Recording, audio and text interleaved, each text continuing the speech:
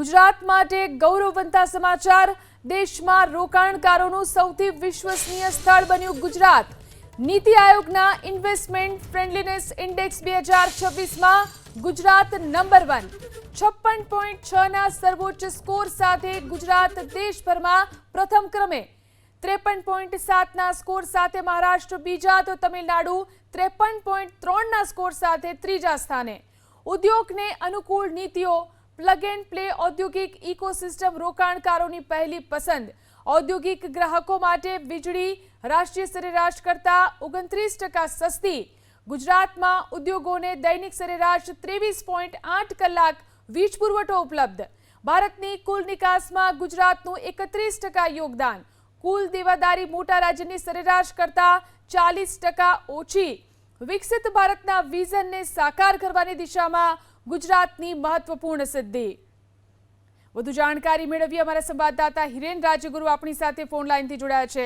જી હિરેન, રોકાણકારોનું સૌથી વિશ્વસનીય સ્થળ કેવી રીતે બન્યું ગુજરાત? ગુજરાત સરકારે છેલ્લા ઘણા વર્ષોથી એ પ્રયાસ કર્યો। જ્યારથી લગભગ આ વાઇબ્રન્ટ સમિટ શરૂ થઈ ત્યાં એનો એકમાત્ર ઉદ્દેશ્ય એ હતો કે રોકાણકારો વધુમાં વધુ વિદેશી રોકાણ અને દેશના અન્ય રાજ્યના ઉદ્યોગકારો એ ગુજરાતમાં આવે, રોકાણ કરે, એ રીતના પ્રયાસો હતા અને એ પ્રયાસો હવે સફળ થતા લાગી રહ્યા છે।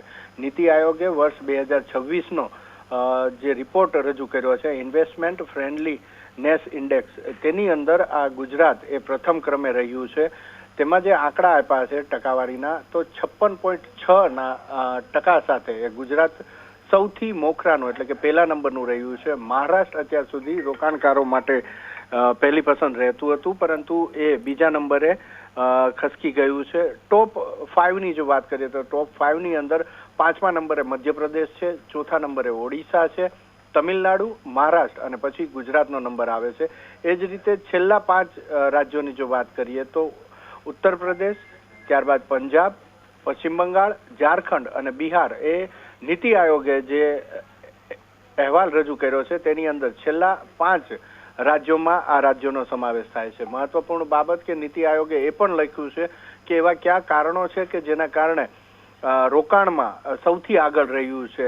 એ રિપોર્ટની અંદર લખવામાં આવ્યું છે કે ગુજરાતનું મજબૂત ઔદ્યોગિક ઇન્ફ્રાસ્ટ્રક્ચર એ રોકાણકારોને પસંદ આવ્યું છે। સાથે Dholera, SIR, gift city, Sanand, દહેજ, ઝઘડિયા જેવી જે GIDC મોટી GIDC છે કે જેને સ્પેસિફાઈ કરવામાં આવી છે કે અમુક પ્રકારના ઉદ્યોગ માટે થઈ અને આ GIDCની અંદર જ રહેશે, એ પ્રકારે જેને લઈ અને સરળતા વધી છે। સાથે જ 29% જેટલી સસ્તી વીજળી ગુજરાત ઉદ્યોગોને આપી રહ્યું છે અને અવિરત પુરવઠો એટલે કે ઝટકા આપ્યા વગર, કાપ આપ્યા વગર એ વીજ પુરવઠો મળે છે। આ 2-3 કારણો છે કે જેના કારણે ગુજરાતમાં રોકાણકારો આવી રહ્યા છે।